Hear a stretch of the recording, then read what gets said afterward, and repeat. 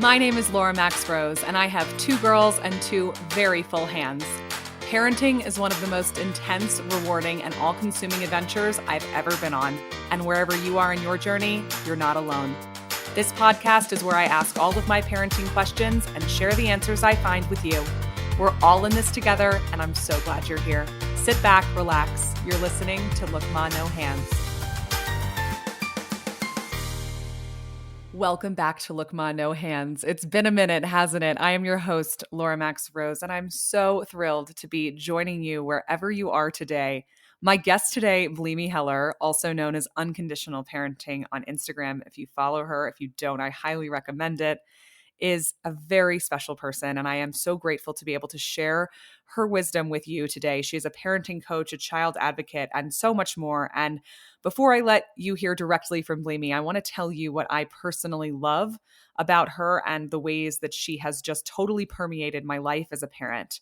I really do believe Bleemy is an incredibly sensitive soul, which I relate to. And as a parent, I do believe that she has channeled that into truly understanding her children and fostering deep connections with them and helping parents do the same.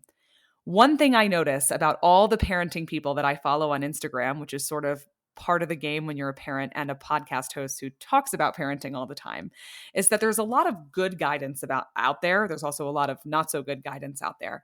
But sometimes when you get that good guidance that can be really mind-blowing and makes you want to change the way you're doing something, there's very little conversation about how genuinely difficult it is to move from one type of parenting, perhaps the type of parenting that you grew up with, to the type that you aspire to.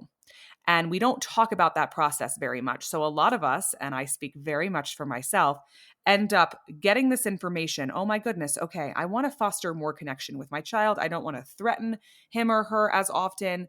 And here's a really great way to do that. Here's a piece of advice from somebody I am following or reading about. And I'm going to get it right once, and then it's going to be really, really hard after that. Or I'm going to have a really hard time believing that it's the right thing to do. So I think a lot of us, if we were raised in a certain way and we're trying to do something differently, we have a lot of feelings about that. You know, am I spoiling my kid? Am I letting them get away with something? There's this process that we're having, right? And then it becomes very difficult to really change the behavior. And we start telling ourselves that we're inadequate, we're not doing a good enough job, we're not able to transition from this one way of doing things to another quickly enough, and all hope is lost. And it kind of makes the whole parenting thing suck because we feel badly about ourselves the whole time we're actually trying to do things better and have a happier family life, right? It's not supposed to be miserable, but for many of us, and myself very much included, it has been many a time, because I'm just like, okay, here, I have this information. I know how to do this better intellectually, but I don't feel it in my heart yet. And I'm having such a hard time really putting these changes to work.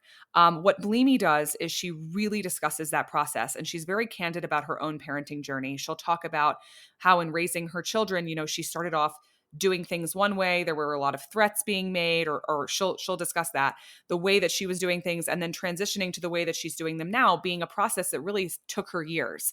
And she'll say, you know, it took like 2 or 4 years, I can't remember exactly how many, to really stop threatening my children to get them to do what I wanted them to do. And maybe you're listening to this and you're like, what's wrong with making a threat? Like, if my kid's not going to sleep and I need them to go to bed, like, of course I'm going to say to them, hey, if you don't go to bed right now, like, I'm taking this away from you in the morning. I've been there. I still do this sometimes. I will tell you, I do it so much less. And what's really cool is that I don't even feel like normal doing it anymore. So it used to be like this really natural thing for me. It was sort of my default. And now, like, when it does come out of my mouth, I'm like, oh, that's so bizarre. Like, what a weird thing to say. So I love that about her, that she kind of helps. She's the first person I've ever really spoken to that's really helped me like transition on a soul level to like the why. Like, why am I doing this? Why am I not threatening my children anymore? And why am I focusing on connection? And also speaking to how long it can really take to go from one way of doing something to another, so that you don't feel alone and you don't feel crazy. And she fosters these conversations on her Instagram with parents who are kind of going through it at the same time. And I absolutely adore her, and the way that my connection with my children has been influenced just from knowing her, following her, and from this interview, has been so positive. I would say the biggest takeaway I've gotten from Bleemy is just focusing on that connection with our children, that really is the bottom line and the basis for everything else. The cooperation that we crave, the relationship that we crave, all the other little problems, like when we focus on that connection, they seem to be a lot easier to manage. And I love the way she gets me thinking about my relationship with my children.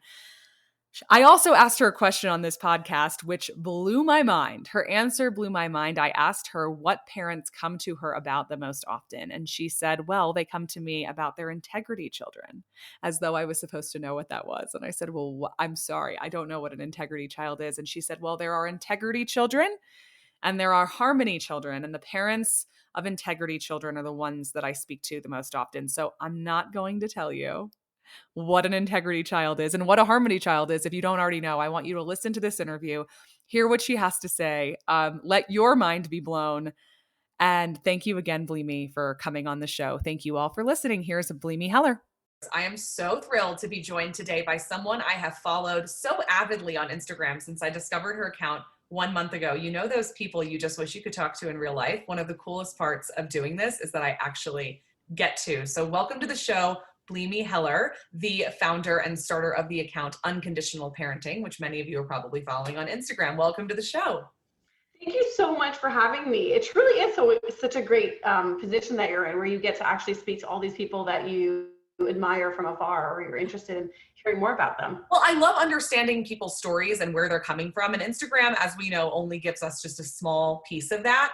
And especially when it comes to accounts like yours, you clearly have a lot of wisdom. You call yourself not only a parent coach, but a child advocate, which I've never spoken to a parenting coach who refers to themselves that way. And I've spoken to a lot of parenting coaches. And I love that. So now I get to know the story behind that, and I get to know more of your story. And I want to say for everyone listening right now, this is so cool. You can't see our video. I don't burden myself or my guests by sharing the videos of our chats, but I can see Bleemy right now. And it became very obvious to me right away that she is a tribe member, which if you don't know, we're both Jewish, which just warms my heart.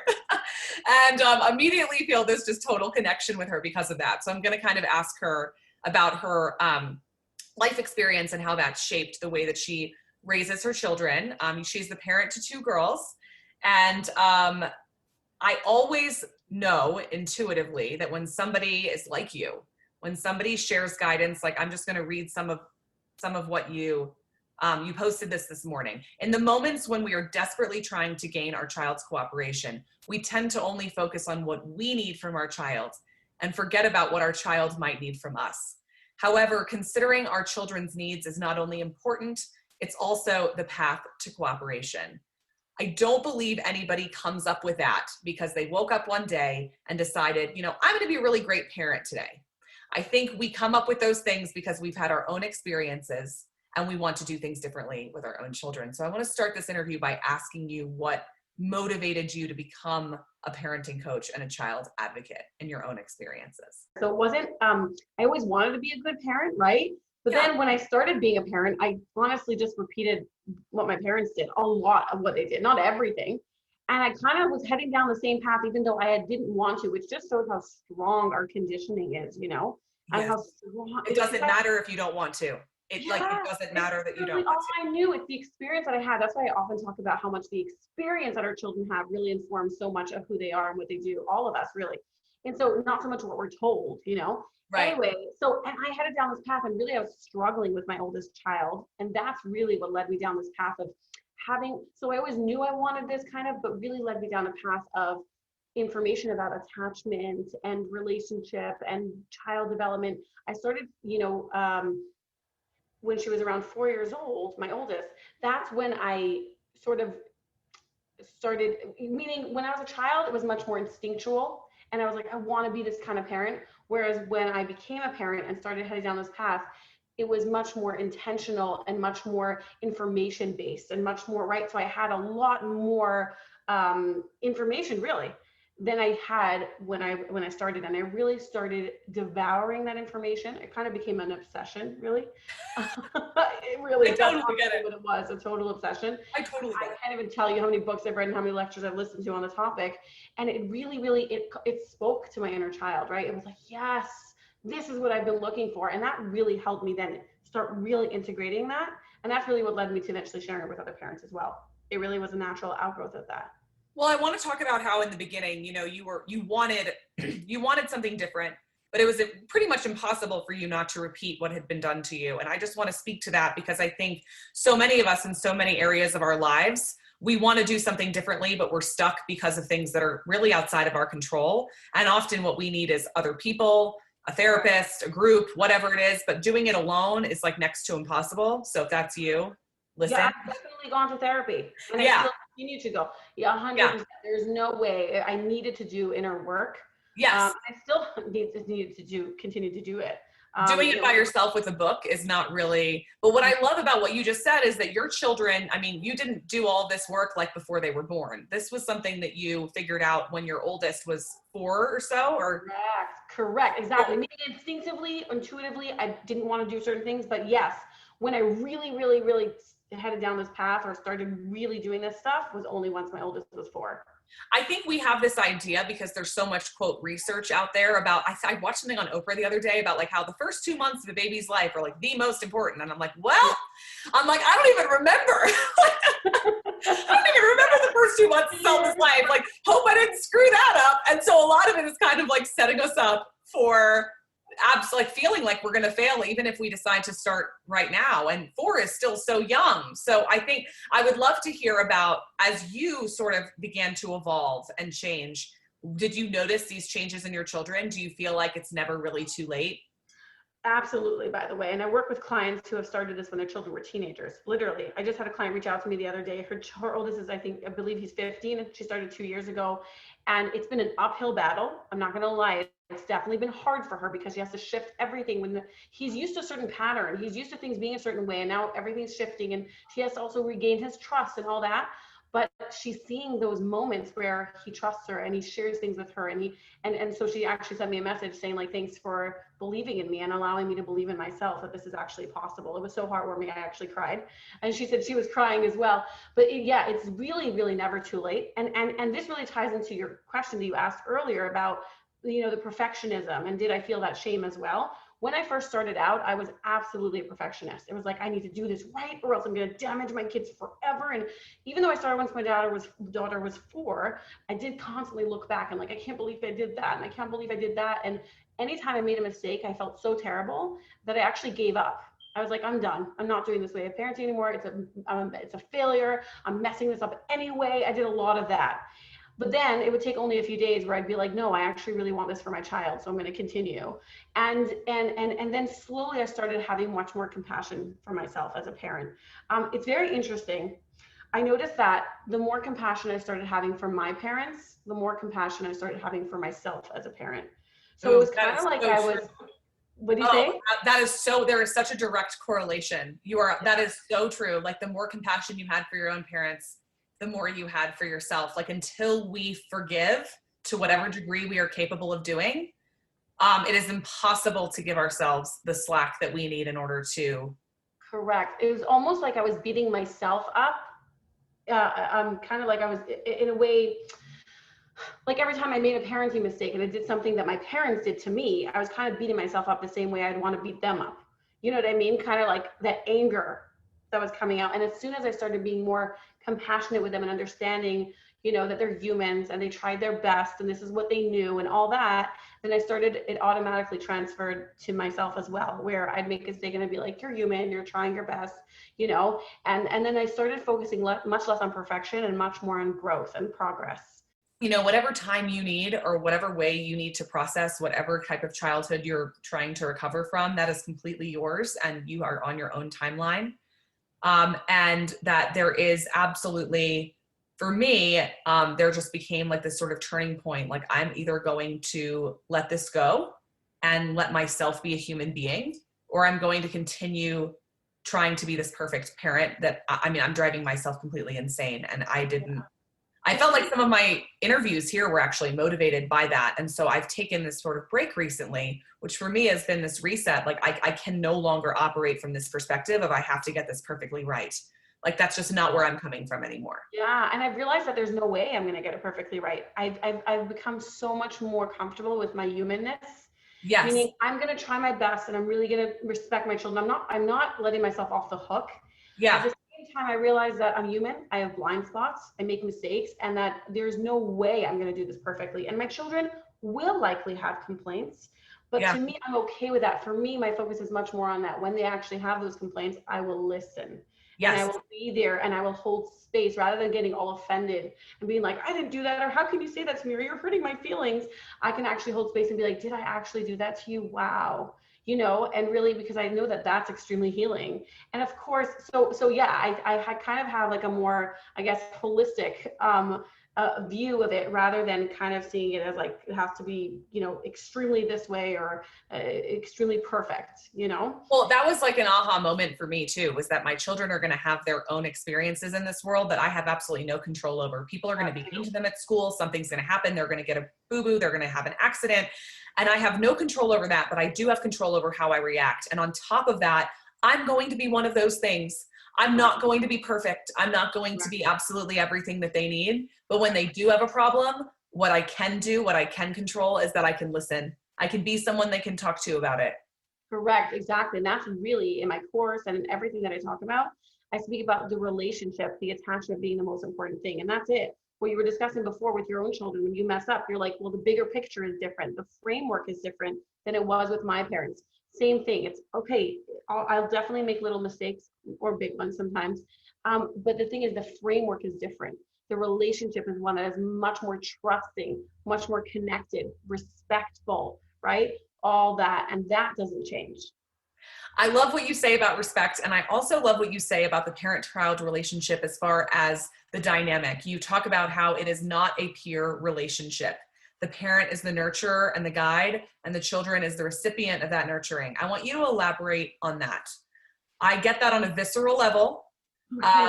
And I think that if you were raised that way, or if you have unmet needs from your childhood, you absolutely can go into that relationship thinking this is somebody who's supposed to meet my needs as well. And for anyone who hasn't ever thought about that, I want you to talk about it. Yeah, okay. So exactly. So of course all of us have needs, right? And especially if we were raised in an authoritarian kind of home, or in a home where basically our emotional needs were, well, usually authoritarianism, our emotional needs are not met, right? The emotional needs for connection and care and love and all that. And what happens is it's all too easy to kind of burden our children with that, because children are so loving and so forgiving when they're younger. Wait Yeah. until they get older, right? They don't depend on us as much, but when they depend on us, they need us for their very survival. And so because of that, they're actually super forgiving, super loving. And it's very easy to then actually make them then responsible to meet our needs without intending to, completely unintentionally, because we're receiving that love and that connection, that care, and those hugs and the kisses. We can actually almost make them responsible for it, responsible to give that to us. And so that's why you'll hear sometimes, I've definitely heard parents say this, and it could be I have even said it. I don't remember though, telling their kids something like, do you love me? Or give mommy a hug or a kiss. Now again, sometimes a parent will say that and they're really meant to say like, do you want a hug or a kiss? But sometimes actually really asking for it. And no, that's not your child's job. It's not your child's job to hug you, kiss you, love you. Yes, it may feel really, really good. And it's not wrong if it feels good that your child, the relationship is supposed to be really nourishing for both people, for your child and for you. But the burden is not on them to give that to you. And that's why, and if we're not okay with that, then when they say, I hate you, or if they say like, I don't want to hug right now, a parent can get really offended and feel like, wait, but you're supposed to give this to me. And they can kind of, like make their child responsible to sort of do that. And the child becoming responsible for their parent, they can't really feel their own emotions, and they can't really rest. I remember getting worried that I had like an illness when I was in college, which I didn't end up having. But I remember having this huge awakening moment when I realized that my visual of being in the hospital was that I was sitting there and I was finding out I had this horrible disease, and my parent was sitting next to me, and I was completely consumed with their devastation. And I Mm. couldn't I couldn't even figure out how I felt about feeling this way. I was completely consumed with how the people around me were going to feel because of it. And I don't think that they knew any better. Like, I really don't think that that was something that was done to me intentionally. But it is one of those things. You talk about like seeing people in parking lots and kind of having like visceral reactions to the way that they're treating their kids. And so I can always tell like if I'm having a visceral reaction, it's because it's something that I clearly experienced. And that is the thing when I see like that sort of dynamic of like the child being responsible, I'm like, okay, I'm going to talk more about this because I think I know a lot about it because I've been to like, I don't know, 45 years of therapy and I'm 32. But I think like we could probably have more conversations about that dynamic because I'm not sure everybody has read all of those books and necessarily is as familiar. And I think it's so important that we raise children that know how they feel. Yeah, I love that you mentioned the emotional aspect. You're 100% right, right? Children whose parents are, when a child comes and says like, you know, this and this happened to me, and the parent is devastated, instead of holding space for the child's devastation, then the child basically feels like I can't come to my parent anymore with what's happening for me. Or they become so concerned with how their parents' feelings, they start trying to rescue and save their parent. Like, don't worry, it's gonna be fine. I'm okay. Or they stuff their feelings or whatever. And they're kind of, now they can't rest, they can't be, and they can't actually, like you said, figure out what's happening for them. So as a parent, it really is our job. And only with, as a parent, like with other, you know, people, we can kind of burden them with their feelings or whatever. I mean, obviously to the degree we're all responsible for our own stuff. But with a child especially, we need to be the one who is in charge, who's kind of like, even if we haven't got it all together, in that interaction, we kind of have to be like, my stuff aside, and now I'm going to hold space for my child and what's happening for them. And that's being an adult, right? Which is like the ultimate challenge. But it's what we're asked to do. Yeah, and you can take your stuff afterwards and speak about it with your therapist if you want, but don't bring it to your child. Don't bring it to your child. Yeah. So you are a parent coach. That is your job. What are the things that people come to you about the most often? If you had to list like 3. I'll tell you what it is. Actually, they come to me with what I call integrity children, and I have actually an IGTV. Integrity children. That is. Yeah.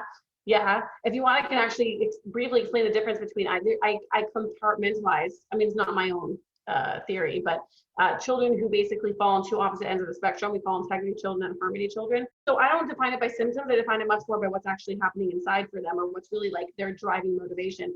So integrity children actually, okay, so we all have 2 very primary needs. One is to belong to another. Like, all of us are born created like this, to belong to another, attachment connection. And this is what I talk about often in parenting. And we also have the need to belong to ourselves for authenticity. Okay, now we all need both. In healthy relationships, you have an equal balance of both. In a healthy relationship with yourself, you have an equal balance of both, or more or less equal. Nobody's entirely equal. Now, but all of us are born more towards one end of the spectrum than the other. Okay, so some of us are wired more for authenticity, and some of us are wired more for connection, even though we all need both. Okay, so a child is wired more for authenticity, to belong to themselves. They actually, if they're in an interaction where they have to choose one, like either you're going to belong to your parent right now, or you have to choose yourself, they'll actually choose themselves. A harmony child who's wired for connection will actually choose their parent. So let me give you just an example. If, let's say, a child cries, right? They're crying about something. That's an authentic expression of self. They're expressing what's really happening for them. They're being authentic and having integrity in that moment. If a parent says, stop crying right now, or else I'm putting you in a timeout, or whatever it is, right? They're threatening disconnection. Even if temporarily, a child who's wired for authenticity will actually just continue crying. They may even cry louder, right? So they're like, you're threatening your connection with me, but I'm not willing to betray myself in order to get that, even though it's deeply painful for them. And then a child who's wired for connection will actually try and, as best as possible, to stuff those feelings down so they can stay in relationship with their parents. This is the most fascinating thing I've ever heard. You just described both of my children almost exactly as though you're here. Right, there you go. And I've never thought of it that way. Yeah, and I know it was really, really mind-blowing for me and life-changing for me when I heard it, because my child, who's wired for authenticity, and this is where I'm going to go into what most people come to me with, is much more challenging, right? Because a harmony child is so much more pleasant, much more easy to raise. They make you feel a lot better about yourself because it's very easy. They're literally wired to please you. So they're so much more likely to go along with what you have to say. And at the slightest displeasure that you show them, they'll be like, okay, I'll do what you want me, right? They're much more wired that way, where authenticity child is not None of that deters them. None of that is actually motivation for them. They're No. like, yeah. Which confuses, because I was absolutely a harmony child. My youngest is the harmony child. Yeah. And so how many conversations that I had with my husband where I'm just like, I'm trying to understand like her motivation here, because it doesn't make sense to me. Like I didn't operate. This is completely outside of like my a level of understanding. I can't. Like, who is this alien? I don't get you. Yes, it doesn't make, because I'm using things to motivate her based off of like connection, like, which completely makes sense with my youngest kid. But it makes sense to me that you're saying this is what parents come to me the most about. Yeah, because so I was going to say an integrity child, right? A child who has integrity is much more challenging, you know, by our standards. And so parents mostly come to children like that. That's usually like the children are harmony children. They're just like, they're coasting along. The parents think they're doing fine, even though sometimes they're not. Like the child's really suffering underneath it all, but it seems fine on the outside. The integrity children are usually the ones parents come to me with, like, what's wrong with my child? Help me with this. They're defiant. They don't, you know, and that's usually, and that's when I kind of am like, well, do you really want to hear what I have to say? Because I'm about to shift your entire parenting. Yeah, so a child like that really, really thrives on collaboration, on us listening to their perspective, on us working with them. Taking the, like, you know, authoritarian approach in any sort of way is doomed to fail with a child like that. Completely. And to be honest, I think it's doomed to fail with a harmony child as well. It's just that we don't see the effects. Meaning a harmony child is betraying themselves, which it doesn't look apparent to us, right? If we're using authoritarian parenting, they're betraying themselves. Where you spoke about, like, their spirit is kind of being crushed, but we don't necessarily see that. But it's devastating and it's really painful, and it's so sad. It's heartbreaking, actually. But we don't necessarily see that. Whereas with an integrity child, it's much more obvious. Like, something's wrong here because the child is not cooperating. Yeah. I've spoken to a lot of parenting coaches actually about what you're now referencing as the harmony child. And a lot of them have all referenced exactly what you're saying right now, which is that this is the child that we often think is doing really well and doesn't really cause any problems, but underneath it all can really be suffering, and throughout teenagehood can end up being kind of sneaky, actually, because they aren't seen. And so I'm always thinking about this, and I'm always thinking, you know, how can I make sure that even though you guys are two very different children and you clearly have two very different needs, I mean, I can hover over Violet in the same way that I hover over Selma, but it wouldn't make any sense. Like, they require two very different types of parents. How do I, to the best of my ability, make sure that that child is getting her needs met, even though she's not going to communicate them to me as much as my louder child? Yeah, your harmony child. So yeah, it takes being really in tune, right? And that's really attuned. Attuned parenting is really something that I advocate for all the time. This entire thing about considering their perspective and respecting them is all about attunement.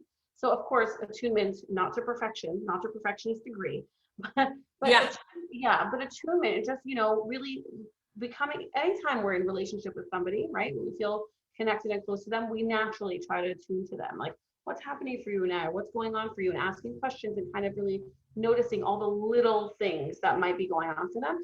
And of course, about developing a relationship, like talking to them and making room for them to speak to us and creating time and space for that.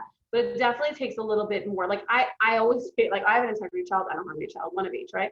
My integrity child, I am not worried that she will not speak up for herself. If I do something wrong, or if I do something she doesn't like, or if she needs something, she will scream and let me know that this is what it's absolutely. Yeah, she will let me know, and I find that so reassuring. Right. Our child, I kind of worry about her a little bit more because she won't necessarily say, right? And if something's really going on for her, whatever, she might just be trying to keep the peace and not say what's actually happening for her. So I have to make it very safe for her to not feel responsible to keep the peace or to make things okay. And I tell her that a lot, you know, I'll tell her, like, it's not your responsibility. And so it takes kind of giving that kind of reassurance to a child like that, and also being attuned. So it's one thing to put these things into practice with your own children, but it's another thing to start an account, to dedicate yourself to sharing what you know with so many other people. What was it that prompted that for you? And what has that been like? Because you have quite a following. I mean, you have a lot of people paying it. I've actually seen your memes shared by several of my friends before I actually discovered you. So. Oh, really? Wow. Yeah. I don't who shares what. I'm so not technologically advanced. It's amazing I even have an Instagram account. So yeah, it really started with, like I said, with my own experience. I did not intend to share it with other parents, but I was so passionate about it. So the combination of finding this so life-changing with the relationship with my child. Like you asked the question, and I don't think I ever answered it. Like, did I see a change with my children? Absolutely. Did she change? Did my child become a different person? No, completely not. She never will. But the relationship and the way she interacted with me and the way our entire parenting, my entire parenting became so much more enjoyable and so much more meaningful when I started implementing this. And so the combination of that plus my own experience as a child made me so passionate about this information that I literally shared it with anybody who was within earshot. Honestly, I used to work in an office. I shared it with asked all of them. They all knew about it because I shared it with everybody all the time. And it was what you were truly passionate about. Oh my goodness, you have no idea. Literally, many people weren't even interested, but I spoke to them about it anyway because I was just looking for people to share with. And actually, a friend suggested to me, who worked with me, she's like, why don't you share this with parents? She loved it. And she's like, why don't you share it like officially, like make a course, share it with parents? And I was very afraid to do that, but she kind of pushed me into it, which I'm so grateful to her for. And I did start actually sharing it with parents just in my community. And that's when it kind of spread and parents loved it. And when I saw that I loved sharing it and parents really loved hearing it as well, that's when I opened an Instagram account. And I found that gave me sort of the outlet I was looking for to share this information. And I stopped sharing it with people who weren't interested, like in the grocery store. You're now only attracting the people who are like really looking for it. Correct. I love that also, is that yes, now I'm attracting the people who are already kind of like warming up to this information or really appreciate it on some level. What do you say to people who are concerned that adopting any type of more gentle parenting strategy, and I won't even say gentle parenting because I almost feel like that's been like taken into its own. Oh my gosh, I'm so with you. I hate the titles, honestly. Oh, I'm so glad you're with me. I didn't know you would be. Oh yeah. I don't even believe in calling it something. Every time I have to call it something because like, how do I refer? I need to refer to it. So right. I'm always like, whatever you want to call it. It's not even about the name. I can't stand that it even has a name. Because then it's like, well, this is how we do it. Like, we're gentle parent. I'm like, well, no, you can't be that way all the time. Like, nobody is this one. I interviewed this author. Her name's Megan Leahy. She wrote this book called Parenting Outside the Lines. I know her. Do you know her? I mean, I don't know her personally, but when I was in my obsession stage, I came across her and I looked at her stuff all the time. Fantastic. And she's one of my most listened to interviews. If you haven't listened to it yet, the interview is the same title as the book. It's Parenting Outside the Lines with Megan Leahy. And she talks about how there's like 85,000 different parenting styles right now. And like trying to choose one, which we're all like obsessed with, like, which one am I? Like, that's not life. Like every child requires so many different types of, but I would say that what you do, is it's intuitive parenting. It's humane parenting. It's gentle parenting. Yes. And what do you say to somebody who kind of like sees that and then registers, well, like there's no boundaries or discipline here. I can't do this. Like, what is your response to that? That's very common. I get that very, very often and mostly actually from the men. Yeah. I'll be honest.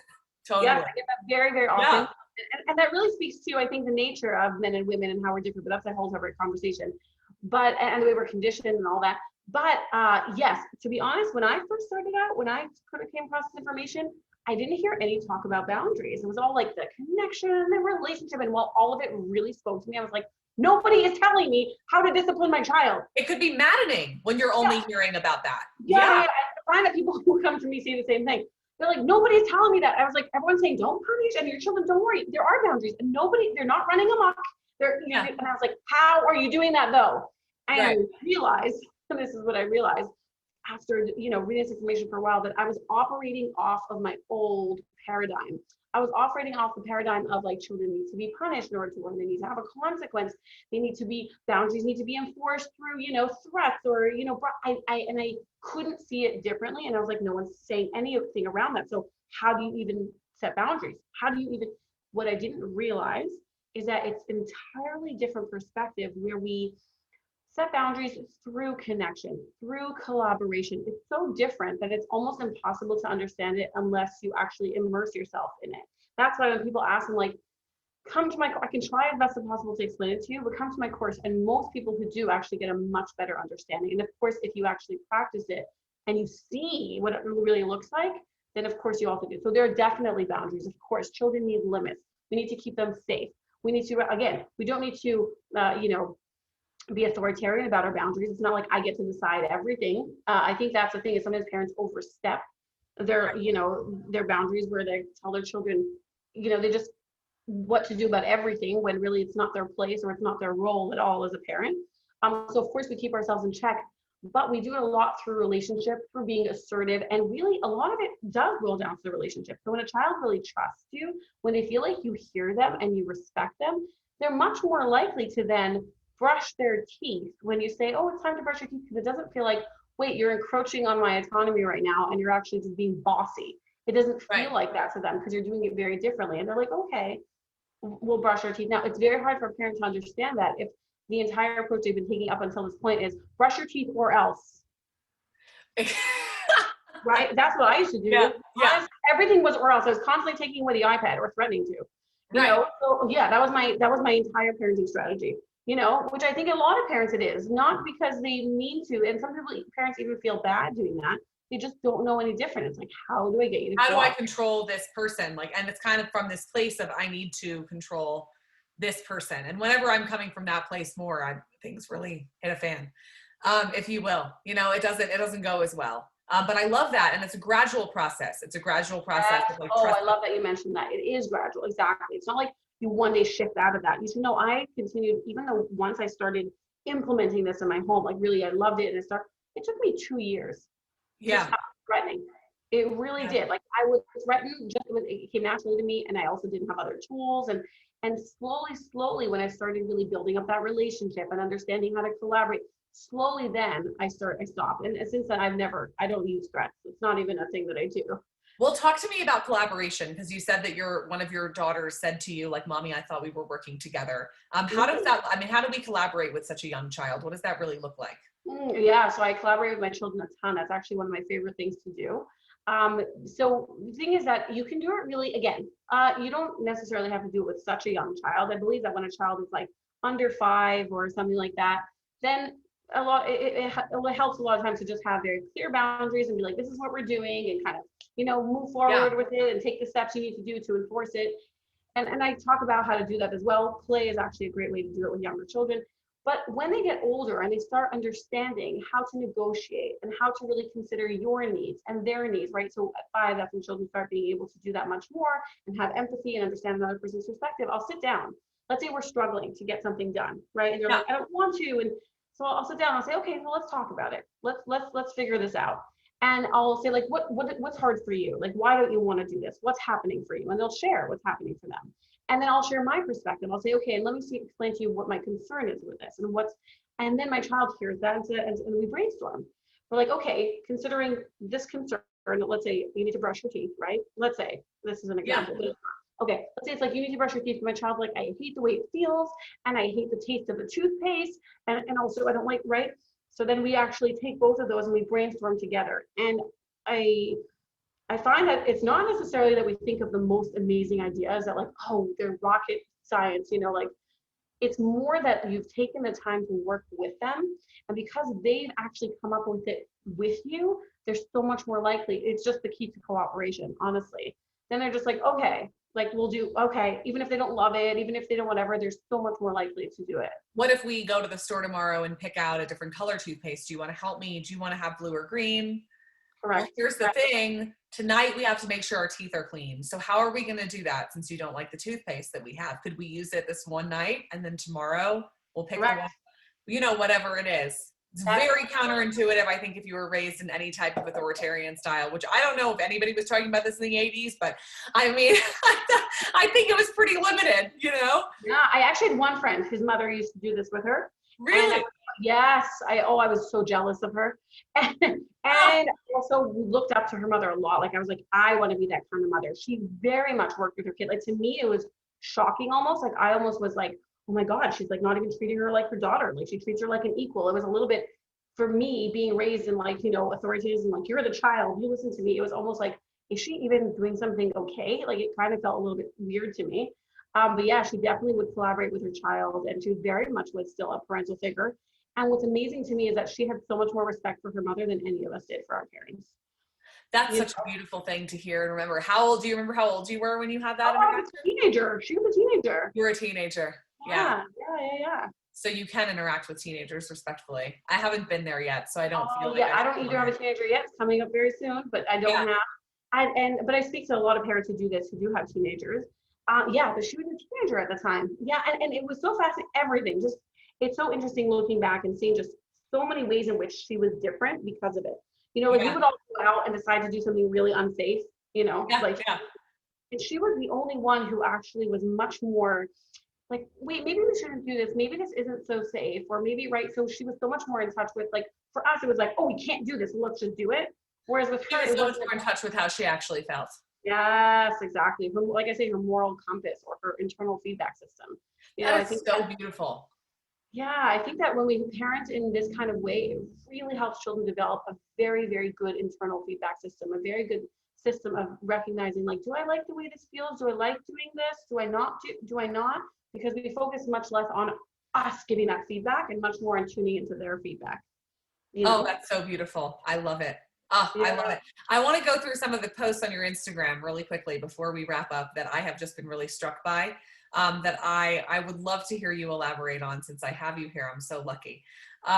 Quality parenting doesn't come from having all the answers. It comes from being the answer again and again and again. The most important thing our children need is a safe, trusting, and connected relationship with us.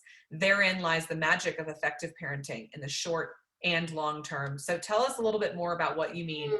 You don't Yeah. have to, how many times have we been there, like when our child is asking us a question that we don't know the answer to? Yeah, or even sometimes an experience, like let's say a child really having a hard time with something, someone's Yeah. being mean to them at school, or Yes. they're experiencing a certain anxiety. I think many times we feel like we have to solve it or fix it, or we need to know the answer. We're very focused on that. And what we have to realize much more, and of course we do have to do things about it. I'm not suggesting, oh, just let it go. Of course, do whatever you need to do. But we don't realize that so much more than that is if we, the parent, can actually just hold space for all their distress and for their anxiety, and can be there as just be there, honestly, be there as somebody who they can rely on and trust and connect with and share that with. And like I said, for us to hold space for that, that in itself is literally where most of the answer lies. I think Most. so many of us had the experience of coming home if somebody bullied us or somebody wasn't nice to us, and having the parent say like, well, oh my God, like we have to do this, or like their emotion was so big. Are you okay? And like, oh my God, I'm so upset. I'm going to call this person's parent. I'm going to handle it this way.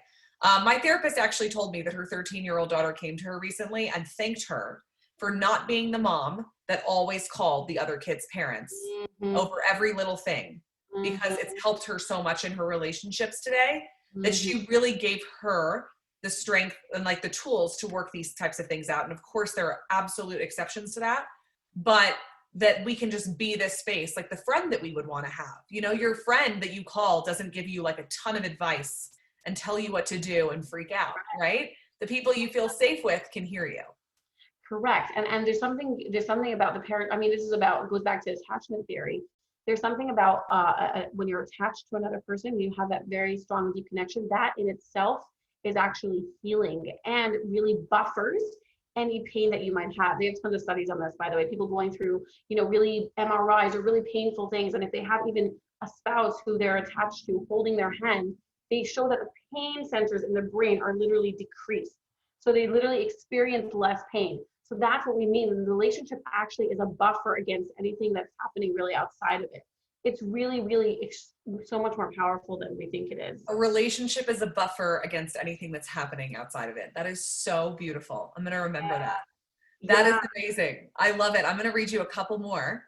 Sure. When we tell a child off using language that implies wrongness or badness and without giving them the opportunity to explain, or without empathizing with their perspective, it is a deeply painful and possibly even shameful experience for them. Example, you keep teasing your brother. That's very mean. I don't know why you would do that to him. A respectful example, I noticed you say, you're a scaredy cat to your brother a few times. What's going on? Tell me more. Oh, he keeps yelling, stop, don't do that, because he's worried you'll get hurt. And you don't like that, because then you also get scared and maybe also feel angry because you want the freedom to decide for yourself. I get that. Let's discuss it with him and find out a way to solve this problem. Yeah. Okay. So this actually, I have to tell you that I personally struggled with this for a very long time. Okay. So I adopted, of course, I tried to integrate this kind of parenting into my home. And when I was like, okay, I'm not punishing anymore, but I would lecture a lot. Okay. Yes. Oh, I so identify with that. Yes. Oh, yeah. I do a lot of like, why would you do that? And you know how wrong that is? And you should, right. And so I did a lot of that. And my child actually one time told me, Mommy, just punish me. It's better than you talking to me about it. And I didn't realize, yeah. I was like, really? Is it that bad? Right. And then I'll tell you when I had this epiphany, right? I actually posted something on Instagram that wasn't very sensitive and really was kind of it was not a good call. And people called me out. Now there were people who called me out in a really sensitive and really like respectful way. Like, did you mean to do that? Or maybe did you, right? Like they asked questions more and they helped me reflect on what I did. And I was like, you know, actually, no, that's not aligned with my values. I don't want to do that. And then there were those that kind of like assumed badness or bad intent on my part. So they would say like, it sounds like you were doing this and this and this, and I can't believe you would ever do something like that. Or, you know, or even they didn't even say, I can't believe you would do that. They would just, their words showed me that they assumed that it was coming from a bad place within me. And that I felt so ashamed and also so like, oh my gosh, like, you're not even giving me room to explain myself. Like you're not even, and you're already assuming that I'm bad and this is coming from this bad place, you know? And I felt so stuck and trapped. And that's when I had the epiphany. I was like, oh my gosh, this is what my children feel like when I do this, when I'm basically I don't give them the time or the room or I don't to explain themselves or to even understand where it's coming from within them. And it feels so shameful and so unfair to them. You know, they kind of feel like you don't even see how this might have made sense for me or how I might have felt or what was going on for me. You just think I'm like the worst person and you're just, you know, shaming me for that.